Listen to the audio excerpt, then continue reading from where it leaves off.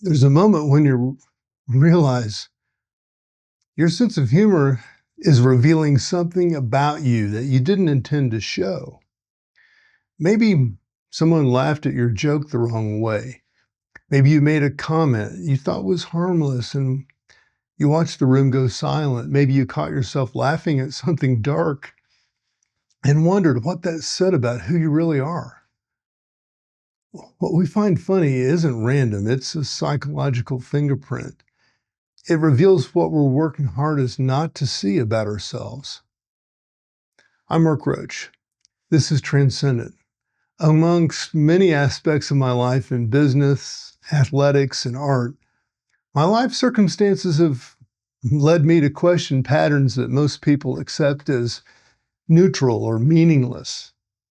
But what we laugh at, well, that's one of those patterns. By the end of this, you'll understand why your humor style reveals your emotional regulation capacity and how dark humor correlates with intelligence in ways that contradict most assumptions, and why corporations and governments monitoring your social media are paying more attention to what you find funny than almost anything else that you do online. This comes from 2 decades of studying consciousness and pattern recognition across thousands of psychological texts and lived experiments, and from watching how humor became the most precise diagnostic tool no one talks about. Let me start with something Sigmund Freud articulated in the 1905. That modern research, well, has mostly validated recently. Freud argued that humor operates through the same mechanisms as dreams, condensation and displacement, which means jokes allow a temporary, socially acceptable release of material your unconscious is guarding. He called this repressed content, which makes you laugh at precisely the thing your ego is working hardest to keep hidden from your conscious awareness. The evolutionary biologist Robert Trivers took this further, describing humor as fundamentally anti-self-deception, and he noted that humor draws attention to the contradictions that deceit and self-deception are actively hiding. In this framework, your sense of humor becomes a backdoor into psychic material your defenses are guarding. It's diagnostic in a way that most people never consider. And here's where it gets specific. The most influential modern framework comes from psychologist Rod Martin and his colleagues who developed something called the Humor Styles Questionnaire. They identified 4 distinct styles that map directly onto personality traits and well-being outcomes. Affiliative humor is jokes designed to bond with others and lighten the mood. It's linked to high extroversion and agreeableness, and it consistently benefits well-being. Self-enhancing humor is finding humor in adversity, laughing at life's absurdities. It's linked to emotional stability and openness, and it's one of the most protective psychological patterns that you can develop. Then there's aggressive humor, sarcasm, ridicule, put-downs aimed at other people, linked to high neuroticism and low agreeableness, and it consistently damages well-being for both the person using it and the people around them. And finally, self-defeating humor, making yourself the butt of the joke excessively. It's linked to high neuroticism and low emotional control, and it's one of the clearest markers of someone whose internal regulation system is overwhelmed. A 2023 study of 462 Italian workers found that self-enhancing humor was the most central humor style in the network, and it was positively linked to emotional control and the ability to manage anxiety and emotionality under pressure. Self-defeating humor, by contrast, was the second most central style and was negatively linked to emotional control. The implication is straightforward. How you joke when you're stressed reveals your capacity to regulate your own emotional world. A meta-analysis of 85 studies confirmed that adaptive humor, affiliative and self-enhancing, consistently benefits subjective well-being across cultures and age groups, while maladaptive humor, aggressive and self-defeating, consistently damages it. The relationship held regardless of whether participants were from Western or Eastern cultures and regardless of their life stage. The underlying psychological architecture appears to be universal. Now, here's where things get counterintuitive. One of the more surprising findings in humor research comes from the Medical University of Vienna. Psychologist Ulrich Willinger tested 156 participants on their appreciation of gallows humor, jokes about death, disease, taboo subjects, alongside the intelligence tests and aggression measures. The results identified three groups. Group 1 had average intelligence and average aggression. They showed moderate appreciation of dark humor. Group 2 had high aggression but average intelligence, and they showed the least appreciation of dark humor.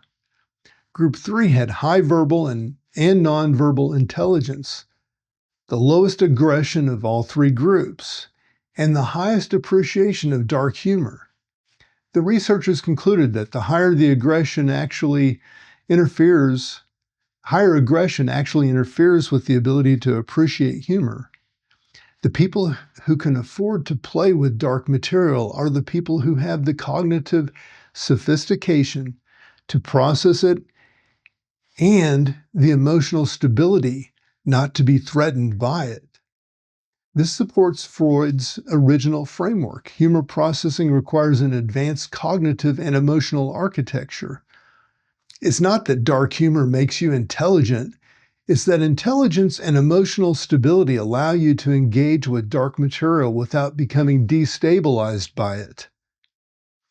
Here's why this matters in 2026, today. The social media era has produced an unprecedented volume of data on what people find funny, what they share, and what they're engaging with. And researchers, corporations, and governments have been mining that data set aggressively. The landmark study by Michael Kuczynski and David Stillwell at the University of Cambridge demonstrated that Facebook likes alone could predict personal attributes with startling accuracy. Gender at 93%, race at 95%, sexual orientation at 88% for men, political affiliation at 85%, substance use patterns at 65 to 73%. A follow-up study published in the Proceedings of the National Academy of Sciences showed that computer-based personality predictions from Facebook likes were more accurate, get this, were more accurate than predictions made by their participants' own Facebook friends. With 300 or more likes, the algorithm matched the accuracy of a spouse's personality judgment. These models aren't just predicting demographics, they're mapping personality traits, emotional patterns, and psychological vulnerabilities from digital behavior. The humor people share, react to, and create online is woven into these models as signal.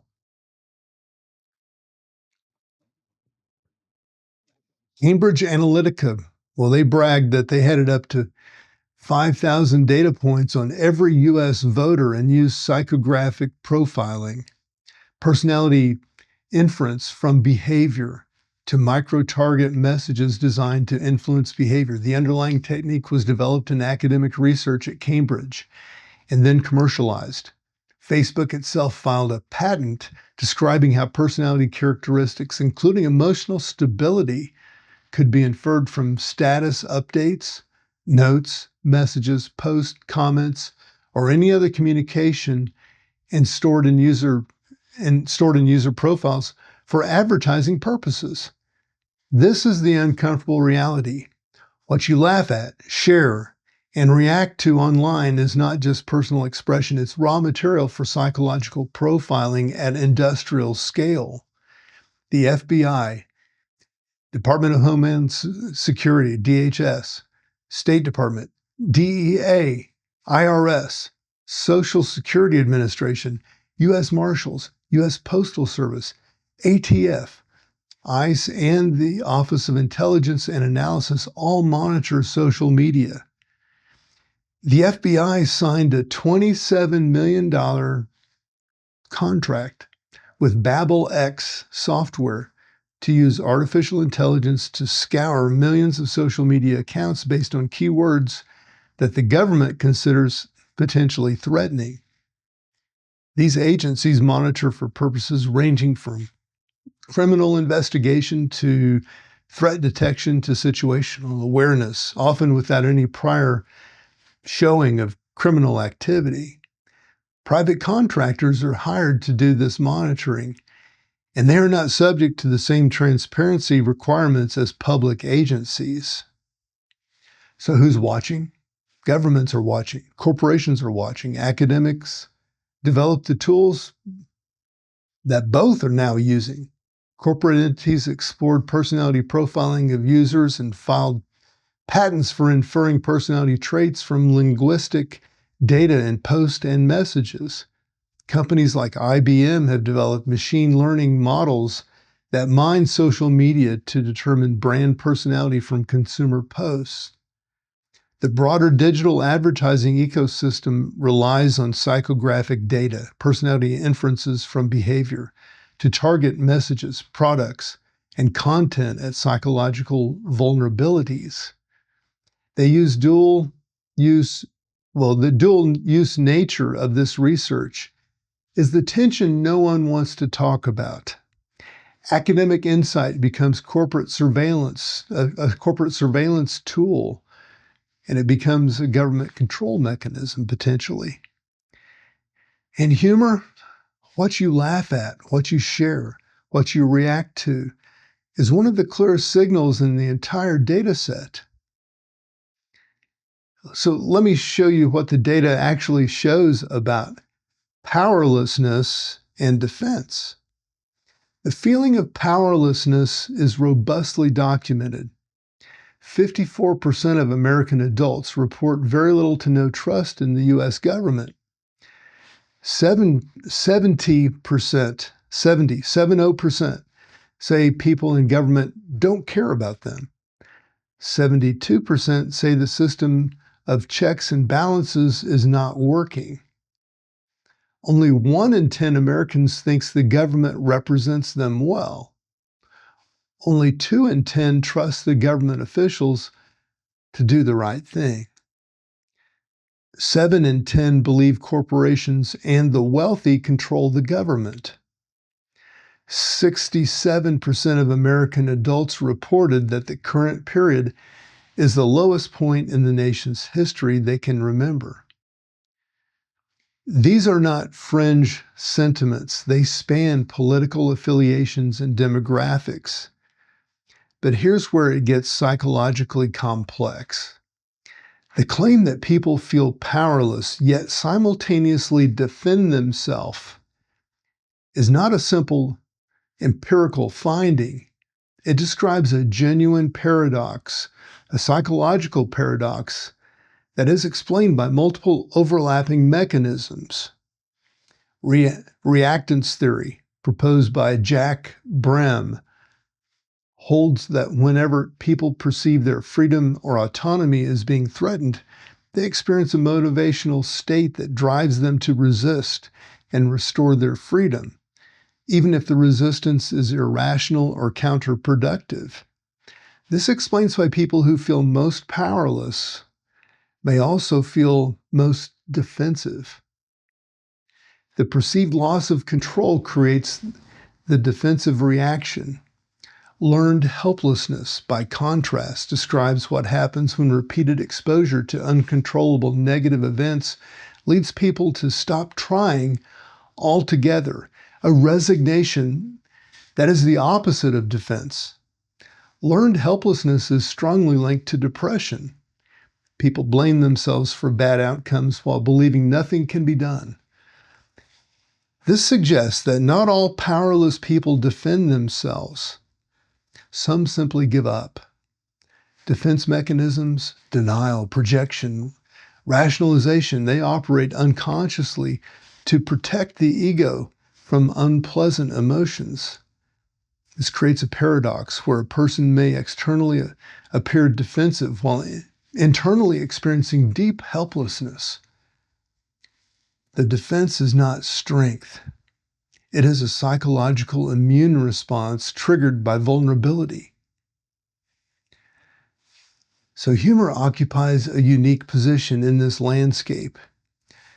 George Vaillant's Harvard longitudinal study, which followed 268 men throughout their lives, found that those who used mature defenses, including humor, altruism, and sublimation, went on to significantly more successful and healthy lives than those who relied on immature defenses like denial and projection.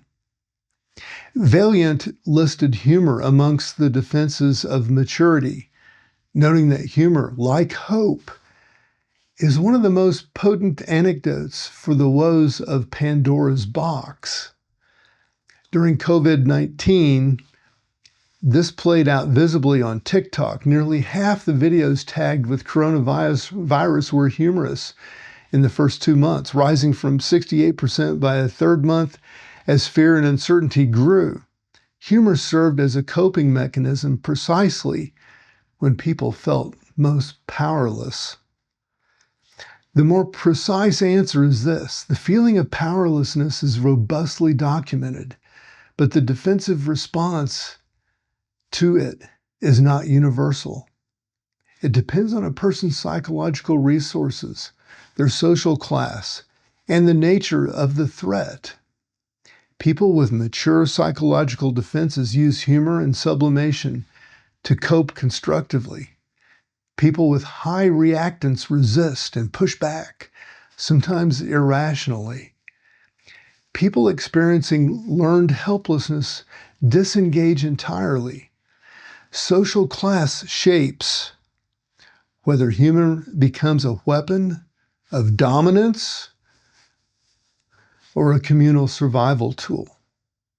The common framing, people feel powerless but defend themselves, conflates several distinct psychological responses. A more accurate description is that powerlessness triggers a spectrum of responses, from total disengagement to aggressive defense to creative sublimation through humor. The response depends on personality traits, emotional regulation capacity, social context, and the specific humor style an individual gravitates toward. What emerges from the research is that humor is not merely entertainment. It is a diagnostic tool. Your humor preferences reflect your intelligence, your personality traits, your emotional regulation capacity, your social class, your cultural values, and even your relationship to power and authority. The institutions and corporations monitoring social media increasingly know this.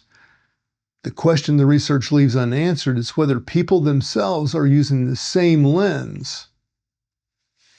The capacity to examine what you laugh at and why may be one of the most accessible forms of self-knowledge available.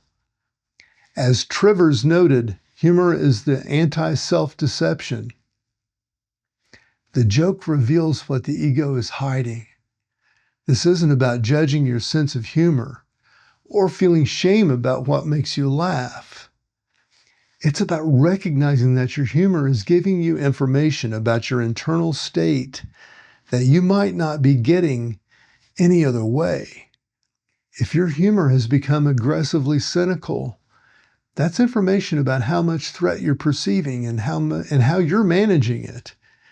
If you're constantly making yourself the punchline in ways that feel compulsive, that's information about your relationship to yourself and how much emotional control you're experiencing under pressure.